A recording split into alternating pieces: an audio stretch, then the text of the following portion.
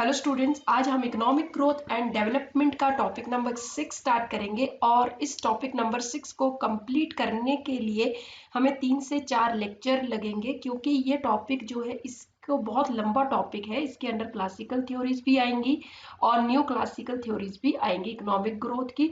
और new classical जो है अपने आप में बहुत सारी थ्योरीज हैं, इसके अंदर बहुत सारे मॉडल्स हैं, तो इनको कंप्लीट करने के लिए हमें काफ़ी टाइम चाहिए होगा। और दूसरी इंपॉर्टेंट बात ये कि यूजीसी नेट इकोनॉमिक्स के बहुत सारे इंपॉर्टेंट टॉपिक जो कि एग्जाम के पॉइंट ऑफ व्यू से बहुत इंपॉर्टेंट है, बट यहाँ पे अभी ये चैनल मैंने जस्ट स्टार्ट ही किया, तो यहाँ पे पॉसिबल नहीं है हर टॉपिक को मैं एकदम से यहाँ पे डाल पाऊँ। और दूसरी बात ये है कि यहाँ पे हम एक टॉपिक पहले पूरा एक यूनिट कंप्लीट करेंगे, जैसे अभी इकोनॉमिक ग्रोथ एंड डेवलपमेंट का चल रहा है, और दूसरे कुछ एक टॉपिक जो इम्पोर्टेंट तो है बट अभी यहाँ पे मैं अपलोड नहीं कर पाऊंगी उनके वीडियोस। तो आप मेरे दूसरे चैनल जिसका नाम स्किल्ड लॉजिक है, उसके ऊपर जाके मैंने प्ले लिस्ट बनाई हुई है उन इम्पोर्टेंट टॉपिक्स की, 4 से 5 हर एक का वीडियो है। तो आप जैसे उनमें से important topic like Cobb Douglas production function हो गया, हमारे इकोनोमेट्रिक के कुछ एक लेक्चर्स हैं, उसके बाद नॉर्मल डिस्ट्रीब्यूशन, उसके बाद हमारे पास theories of devaluation, balance of payment, national income, ये टॉपिक और भी बहुत सारे टॉपिक हैं जो कि मैंने उस पर अपलोड किए हुए हैं, तो आप वहाँ पे जाके देख सकते हैं। और प्लीज़ उस चैनल को भी सब्सक्राइब कर लीजिए, और उसके लिए जो लिंक जो है मैं डिस्क्रिप्शन बॉक्स में दे दूंगी। तो अब हम स्टार्ट करते हैं। आज की जो हम टॉपिक्स करेंगे उसमें classical theories of economic growth करेंगे, जिसके अंदर हम दो जो मॉडल थे, हैरेड ग्रोथ मॉडल और डॉमर ग्रोथ मॉडल, ये कंप्लीट करेंगे आज। तो चलिए अब हम स्टार्ट करते हैं इस मॉडल को। हैरेड डॉमर ग्रोथ मॉडल जो है, दो इकोनॉमिस्ट थे, एक आर एफ हैरेड और ईडी डोमर। ये दो इकोनॉमिस्ट थे जिन्होंने काम किया था अपने अलग अलग टाइम पे, और इन दोनों मॉडल्स का जो रिजल्ट थे वो दोनों बहुत ही सिमिलर थे, इसलिए दोनों मॉडल को इंटीग्रेट करके एक ही नाम दे दिया गया, हैरेड डॉमर मॉडल। इस मॉडल में, एसडीएम मॉडल में, डिमांड और सप्लाई साइड ऑफ इन्वेस्टमेंट दोनों को ही कंसीडर किया गया है, इसीलिए इंटीग्रेट करके दोनों पॉइंट ऑफ व्यू, जैसे क्लासिकल और केन्स, दोनों के जो पॉइंट ऑफ व्यू थे उनको इंटीग्रेट कर दिया गया है।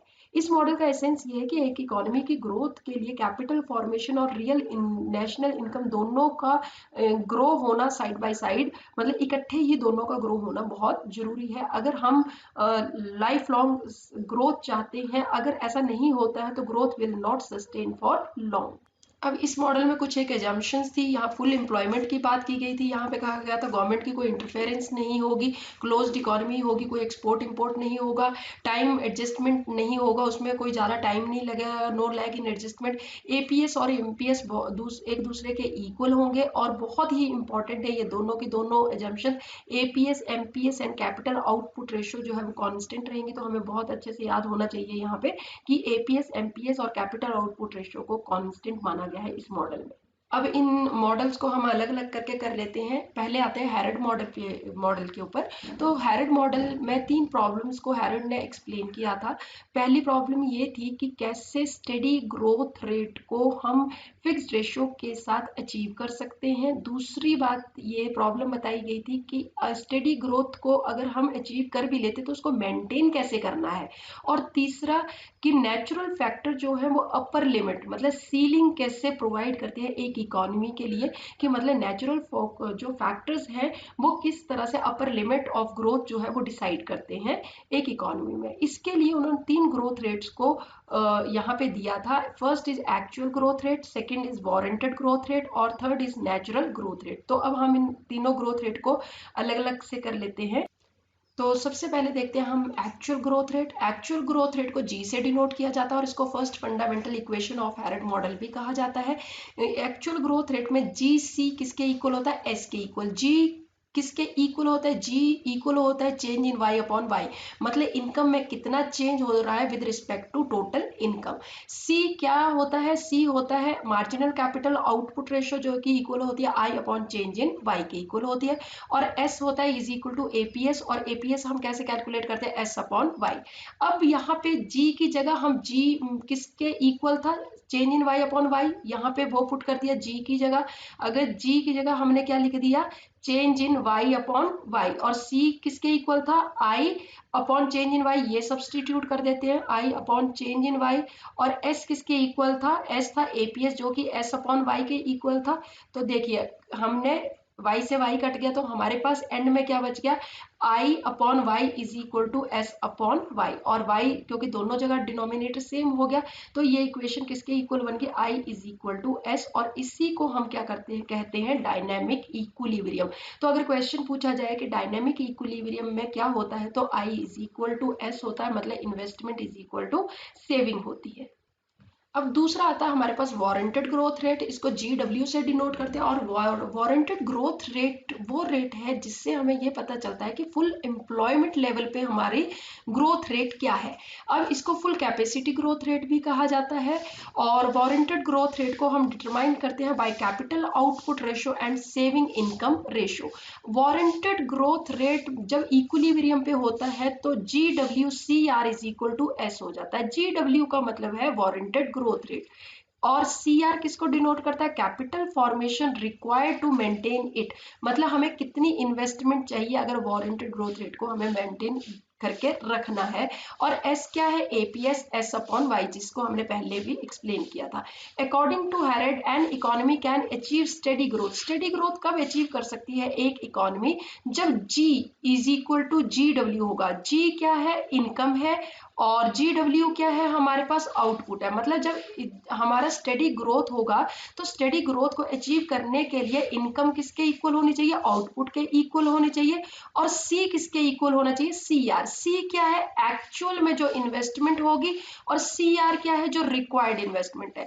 तो अब हम ये कह सकते हैं कि स्टेडी ग्रोथ रेट में G GW के इक्वल होता है और C CR के इक्वल होता है।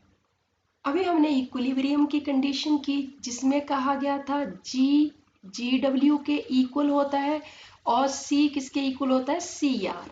मगर ये अगर इक्वल ना हो तो क्या होगा, G ग्रेटर देन GW हो और C लेस देन CR हो। मतलब G जब ग्रेटर देन GW होगा तो C जो है CR से ग्रेटर ही होगा। अब देखिए G क्या है, हमारे पास इनकम है, और GW क्या है, आउटपुट है। अगर हमारी इनकम आउटपुट से ज्यादा होगी तो उसकी वजह से क्या होगा, इन्फ्लेशन होगा, because of demand is greater then output. क्योंकि इनकम ज्यादा है तो डिमांड ज्यादा होगी, और डिमांड ज्यादा होगी और आउटपुट उतनी नहीं ज्यादा होगी तो हमारा इन्फ्लेशन की सिचुएशन हो जाएगी। ये तो हो गया अगर G ग्रेटर देन GW होगा।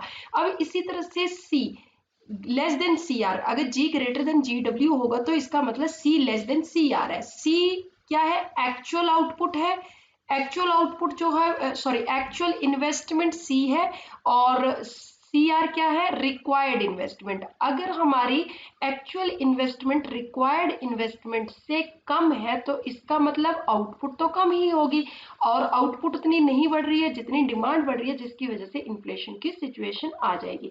अब दूसरा हमारे पास अगर G लेस देन GW हो जाए, मतलब इनकम लेस देन आउटपुट हो जाए, तो क्या होगा, इस सिचुएशन में क्या होगा कि हमारी आउटपुट तो ज्यादा बढ़ रही है, इनकम उतनी नहीं बढ़ेगी तो डिमांड उतनी नहीं बढ़ेगी, और इस सिचुएशन में क्या हो जाएगा, डिफ्लेशन की स्थिति आ जाएगी। और दूसरा C, जब G लेस देन GW होगा तो C क्या होगा, ग्रेटर देन CR होगा। तो इस तरह से हमारा स्टेट ऑफ डिसइक्विलिब्रियम होगा। अब तीसरा हमारे पास है natural growth rate. Natural growth rate को मैक्सिमम ग्रोथ रेट भी कहा जाता है, और इसमें एक इकोनॉमी जो है नेचुरल गिवन नेचुरल रिसोर्सेज के ऊपर कितनी ज़्यादा से ज़्यादा ग्रो कर सकती है उसको कहा जाता है नेचुरल ग्रोथ रेट।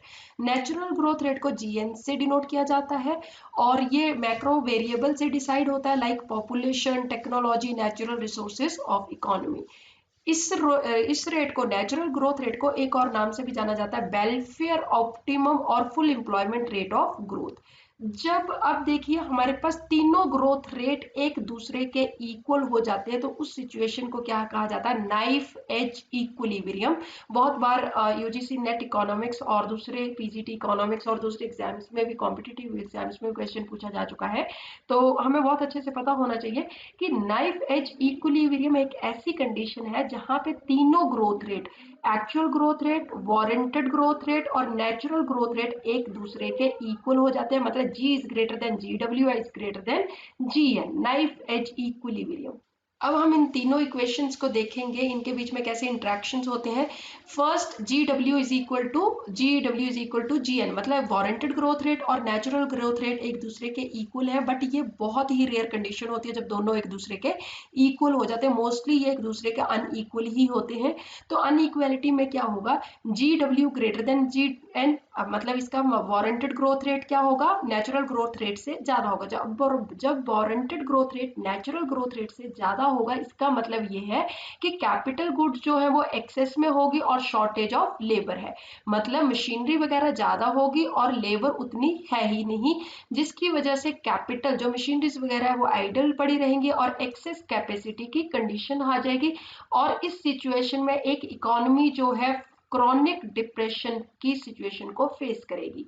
इसी तरह से तीसरी आती है G N greater than G W. अब नेचुरल ग्रोथ रेट जो है वो वारंटेड ग्रोथ रेट से ज्यादा हो जाता है। इसका मतलब क्या है, एक इकोनॉमी जो है पहले से ही फुल एम्प्लॉयमेंट की जो सिचुएशन है वो अटेन कर चुकी है, और and this situation leads to an inflationary trend. और जब G N natural growth rate जो है वारंटेड ग्रोथ रेट से ज्यादा होगा तो इन्फ्लेशनरी ट्रेंड स्टार्ट हो जाएगा। और इसमें जो है in this situation warranted growth rate जो है also less than the actual growth rate. जब natural growth rate warranted growth rate से ज्यादा होगा तो उस टाइम पे एक्चुअल ग्रोथ रेट भी वारंटेड ग्रोथ रेट से ज्यादा होगा, और सी क्या होगा, लेस देन सी आर होगा। अब दूसरा हमारे पास आ जाता है सेकंड जो है वो डॉमर मॉडल। डॉमर मॉडल जो है ये बहुत ज़्यादा फोकस करता था ड्वेल रोल ऑफ इन्वेस्टमेंट। यहाँ पे इन्वेस्टमेंट एक तरफ तो, क्योंकि दोनों तरफ से इन्वेस्टमेंट काम कर रही है, तो एक तरफ तो वो क्या कर रही है, इनकम जनरेट कर रही है थ्रू मल्टीप्लायर, ये केन्ज ने कहा था। और दूसरा इन्वेस्टमेंट प्रोडक्टिव कैपेसिटी को भी इंक्रीज करती है सप्लाई साइड पे, ये क्लासिकल का पॉइंट ऑफ व्यू था। Statement of the model, according to this model investment in the economy effect aggregate demand as well as aggregate supply. दोनों को, एग्रीगेट डिमांड को भी इन्वेस्टमेंट इफेक्ट करती है और एग्रीगेट सप्लाई को भी इफेक्ट करती है। Because on the one hand investment increases productive capacity, एक तरफ तो वो प्रोडक्टिव कैपेसिटी को इंक्रीज करेगी और दूसरी तरफ इनकम को इंक्रीज करेगी मल्टीप्लायर इफेक्ट के थ्रू। डॉमर ने कुछ एक इक्वेशंस यूज की थी डिमांड साइड पे भी और सप्लाई साइड पे भी, तो हम अब उनको भी कर लेते हैं। अब सबसे पहले डिमांड साइड की इक्वेशन क्या थी, Y D is equal to I upon D. Y D is equal to investment upon D क्या था, propensity to save. Y D क्या हो गया, एग्रीगेट डिमांड होगी, लेवल ऑफ नेशनल इनकम। दूसरा आई क्या है, नेट इन्वेस्टमेंट है, और डी क्या है, प्रोपेंसिटी टू सेव है। तो अब हमें यहाँ इक्वेशन से पता चल रहा है कि वाई डी मतलब एग्रीगेट डिमांड का किसके साथ डायरेक्ट रिलेशनशिप है, इन्वेस्टमेंट के साथ तो डायरेक्ट रिलेशनशिप है। और MPS marginal propensity to save के साथ देखिए इनडायरेक्ट रिलेशनशिप है। तो इस तरह से ये डिमांड साइड की इक्वेशन थी। अब आ जाते हैं दूसरा equation for supply side of investment. अब सप्लाई साइड पे जो इक्वेशन थी Y S is equal to sigma K. अब वाई एस क्या होगी, productive capacity at full employment level, कितनी आउटपुट, एग्रीगेट सप्लाई जिसको कहा जाता है। सिग्मा किसको डिनोट करता है, प्रोडक्टिव कैपेसिटी ऑफ कैपिटल, मतलब मशीनरी की कितनी कैपेसिटी है प्रोड्यूस करने की। के क्या हो गया, एक्चुअल इन्वेस्टमेंट जो रियल कैपिटल जो मशीनरीज वगैरह होंगी। तो इक्विलिब्रियम कहाँ पे होगा हमारा, जब वाई डी एग्रीगेट डिमांड किसके इक्वल हो जाएगी, एग्रीगेट सप्लाई के इक्वल हो जाएगी। और वाई डी हमने किसके इक्वल बोला था, आई अपॉन डी के इक्वल बोला था। और एग्रीगेट सप्लाई को हमने क्या कहा, सिग्मा के इक्वल कहा। अब अगर ये देखिए ये इक्वेशन बन गई जो हमने अभी लिखी। अब अगर इसको सॉल्व करें और d को उस साइड ले जाए तो i किसके इक्वल बच जाएगा हमारे पास, i is equal to D sigma K. तो this is the condition for steady growth. और स्टेडी ग्रोथ की कंडीशन क्या होगी, investment is equal to D marginal propensity to save into productivity of capital, जिसको क्या कहा जाता है, productive capacity of capital sigma into K. K क्या हो गया, रियल कैपिटल, एक्चुअल कैपिटल। तो इन तीनों का प्रोडक्ट जो है वो किसके इक्वल होगा, इन्वेस्टमेंट के इक्वल होगा, और इसी को कंडीशन कहा जाता है फॉर स्टेडी ग्रोथ। अभी हमने कंडीशन की स्टेडी ग्रोथ के लिए क्या कंडीशन होती है, I is equal to D sigma K. अभी हमने यही किया था कि ये थी हमारी कंडीशन स्टेडी ग्रोथ के लिए। अब हम देखेंगे इस कंडीशन को अगर मेंटेन करना है तो क्या कंडीशन होगी, तो उसको रेजर एज इक्विलिब्रियम भी कहा जाता है, condition of maintaining steady growth. अब देखिए, if demand and supply change, अगर हमने मेंटेन करने के लिए देखना है तो हमें डिमांड और सप्लाई में चेंज करना पड़ेगा, इंक्रीमेंट करना पड़ेगा दोनों साइड पे, मतलब डिमांड साइड पे भी वाई एस की भी और वाई डी के दोनों साइड पे चेंज करना पड़ेगा। और चेंज करना है तो क्या होगा, अब देखिए डिमांड साइड पे इक्वेशन क्या थी हमारी, Y D is equal to I upon D. अभी हमने यही किया था, अगर इंक्रीमेंट करना हो, चेंज करना हो, मेंटेन करने के लिए जरूरी है कि हमें इसमें जो वाई डी और वाई एस है, जो इक्वेशन है उनकी, उनमें चेंज लाना पड़ेगा, इंक्रीमेंट लाना पड़ेगा। और चेंज लाने के लिए हमें वाई डी भी क्या हो जाएगा, change Y D delta Y D हो जाएगा, change in I divided by D. D क्या है, वो एज इट इज रहेगा, क्योंकि डी को हमने क्या माना था पहले, एमपीएस, अगर अजम्पशंस याद हो हमने स्टार्टिंग में क्या था, मार्जिनल प्रोपेंसिटी टू सेव जो है हमारा कांस्टेंट रहेगा। तो जो कांस्टेंट रहेगा उसमें डेल्टा जो है वो नहीं लगेगा, तो हमारी ये चेंज इंक्रीमेंट जो है जब किसके साथ किया, इक्वेशन ऑफ डिमांड साइड पे किया, तो हमारे पास ये इक्वेशन बन गई, change in Y D is equal to change in I upon D. अब देखिए हम सप्लाई साइड की इक्वेशन जो है इन्वेस्टमेंट की, उस पर भी चेंज लगा देते हैं। सप्लाई साइड पे हमारी इक्वेशन किसके इक्वल, तो Y S is equal to sigma K थी। अगर हम इसमें चेंज लगा देंगे तो क्या बन, इंक्रीमेंट लगाने से क्या हो जाएगा, वाई एस की जगह क्या होगा, चेंज इन वाई एस, और सिग्मा, सिग्मा क्या था हमारे पास, सिग्मा भी productive capacity of capital, assumption थी शुरू में हमने की है कि ये भी कांस्टेंट होती है, तो इसके साथ चेंज नहीं आएगा, मतलब डेल्टा नहीं आएगा, और चेंज इन के हो जाएगा। तो ये वाली इक्वेशन जो है बन के क्या आ जाएगी, जब इंक्रीमेंट होगा तो ये हो जाएगी, ये देखिए हमने ये लिख दी, तो ये इक्वेशन सप्लाई साइड से इंक्रीमेंट करके आएगी। अब देखिए, अब जो हमारे पास चेंज इन के है उसको हम क्या लिख सकते हैं, आई भी लिख सकते हैं। चेंज इन के को हम इन्वेस्टमेंट के इक्वल भी लिख सकते हैं, क्योंकि चेंज इन के जो है वो इन्वेस्टमेंट ही होती है। और अब हमारे पास इक्विलिब्रियम में क्या होता है, इक्विलिब्रियम में कंडीशन हमारे पास क्या है, change in Y D upon change in Y S हो जाएगा। अब चेंज इन वाई डी को हमने कैसे लिख दिया, आई अपॉन डी अभी हमने किया था, और सप्लाई साइड से हमारे पास क्या बन गया था, सिग्मा, और चेंज इन के को हमने क्या लिख दिया, आई लिख दिया। तो देखिए हमारे पास ये बन गया। अब इसको अगर हम आगे चल के सॉल्व करें तो हमारे पास क्या हो जाएगा, चेंज इन आई को इस साइड ले आए तो हमारे पास इक्वेशन क्या बन गई, चेंज इन आई अपॉन आई, ये वाली जो इक्वेशन है आगे चल के क्या बन जाएगी, change in I upon I is equal to sigma D. और change in I upon I किसके इक्वल लिख सकते हैं हम, change in I upon I किसके इक्वल होता है, change in Y upon Y. So the equation can also be written as, तो हम इक्वेशन को जो हमने अभी लिखा था चेंज इन आई अपॉन आई जो था वो किसके इक्वल था, सिग्मा डी के इक्वल था, तो इसकी जगह हम ये भी लिख सकते हैं change in Y upon Y is equal to sigma D. और यही जो कंडीशन है वो है मेंटेनिंग स्टेडी ग्रोथ के लिए कंडीशन है, और इसी को रेजर एज इक्विलिब्रियम भी कहा जाता है। इस जो change in Y upon Y is equal to sigma D, ये क्या है, रेजर एज इक्विलिब्रियम भी कहा जाता है इस कंडीशन को।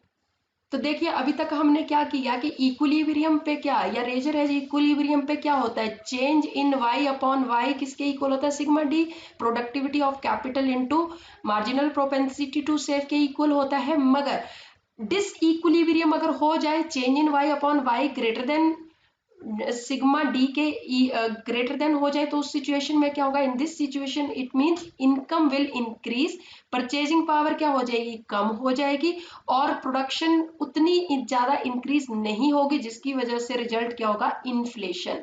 और अगर इसका opposite change in Y upon Y less than हो जाए सिग्मा डी से, तो in this situation income will क्या हो गई, डिक्रीज, परचेजिंग पावर भी क्या हो जाएगी, डिक्लाइन हो जाएगी, but production will decrease as a result deflation. तो यहाँ पे कौन सी, क्योंकि डेफिशिएंट डिमांड की वजह से डिफ्लेशन की सिचुएशन आ जाएगी।